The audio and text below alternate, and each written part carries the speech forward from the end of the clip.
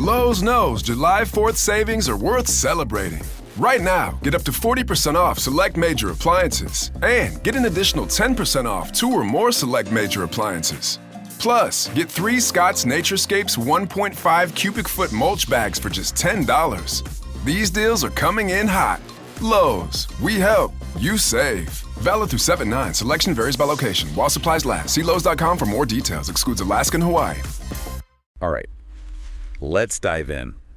Today we're looking into something that a lot of you have been searching: DEI. Diversity, equity, and inclusion. Yeah. Exactly. Yeah. You've been sending in so many searches, especially anything to do with like government policies and the Trump administration. It looks like lots of questions about executive orders and like what kind of impact different political changes have had. Yeah. It's really clear that this is something that you're all trying to like wrap your heads around. And honestly, I don't blame you. Right. DEI is a hot topic pretty much everywhere right now. It is. Oh, yeah. I mean, it's so woven into all of these conversations that we're having about, workplaces, education, and of course, government. Right. Absolutely. Yeah. And it seems like you're especially interested in how DEI plays out in federal policy, like those specifics. Yes. I saw a lot of searches for the Equal Employment Opportunity Act of 1965. Yeah. I have to admit, even I had to like go back and refresh myself on that one. It's a big one. It's a landmark piece of legislation. Oh, yeah.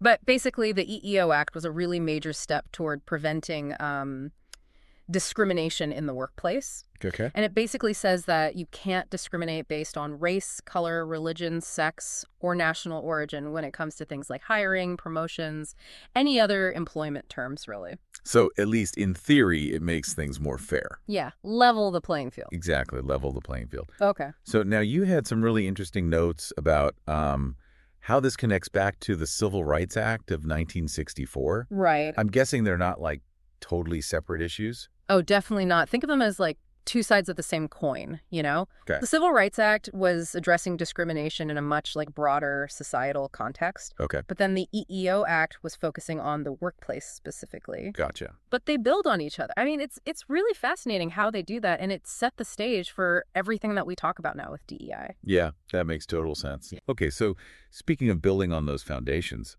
you also searched a lot for Executive Order 111246. Yeah. So what is that one all about? So that one goes a step further. Instead of just saying, like, don't discriminate, it actually requires federal contractors to take steps to promote diversity. Oh, wow. Through affirmative action plans. Oh, okay. It's like saying, hey, it's not good enough to just treat everyone equally. Right. You got to actually be working towards building a diverse workforce. Gotcha. So it's not just about avoiding bad behavior. It's about actually taking action to make a more inclusive environment. Exactly, yeah. Gotcha. Okay, now I can't avoid this. There were a lot of searches about whether Trump revoked any of these acts, especially the EEO Act. See? That's a really common question. Yeah. But no. Okay. President Trump did put into place some executive orders related to like DEI training in the federal government. Oh, okay. We can talk about those if you want. Yeah. Let's get into that. But no, he did not undo the Equal Employment Opportunity Act or Executive Order 11246. So those are still in place. Okay, so the foundation's there, but like you said, there have been shifts. Yeah. What were some of the like main things that those executive orders about DEI training were trying to change? Well, those were really mainly focused on putting some limits on the types of diversity training, particularly the trainings that addressed things like systemic racism or unconscious bias. Okay.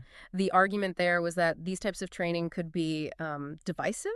Oh, cool. Or promote a sense of, guilt or blame. Interesting. So even though those core laws are still there, it sounds like there's still a lot of debate about how DEI is used, especially in the government. Yeah, absolutely. There's a lot of back and forth on that. And that's, it's reflected in the searches, too. That's true. There was a lot of curiosity about, like, how many DEI employees there are in the federal government. Yeah. People searching for the meaning of DEI in politics. That's a big question.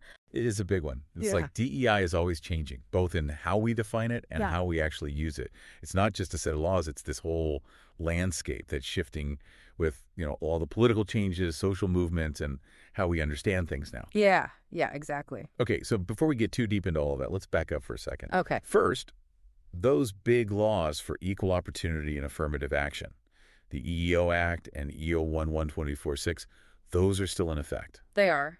Second, this whole conversation around DEI, it's really dynamic and it's really influenced by the political stuff that's going on. And we've recently seen some changes in things like diversity training are handled. Right. Okay, so now for something to think about. Yeah. You also searched a lot about DEI offices closing. Yes. What do you think that means? Oh.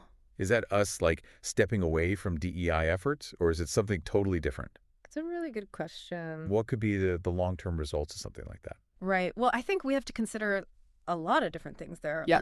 Budgetary constraints, right? Yeah. Changes in what are seen as political priorities, and even, just the way that organizations are approaching DEI work is changing. I think the key is, to stay informed. Right. Really, think about the information that you're getting. Absolutely. And talk with each other about, what the future of DEI should actually look like. Really important conversation to be having. Yeah. Awesome. Well, thank you. This has been a really fascinating deep dive. Yes, it has. And thank you for sending in all of these searches. Yeah. Keep them coming. Please do.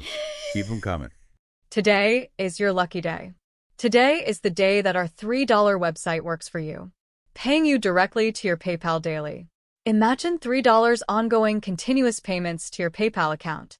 Imagine falling asleep and waking up to $300 in your PayPal account. How would this make you feel? How could this help you? What bills could you pay? What kind of fun could you have? What does that retirement look like now? All for a one-time payment of $3. This website is DFY done for you, fully built and completely hosted, and never stops collecting payments for you. You have spent $3 on coffee on a regular, but that coffee won't help you create multiple streams of income. Click the link below. Lowe's knows July 4th savings are worth celebrating. Right now, get up to 40% off select major appliances and get an additional 10% off 2 or more select major appliances.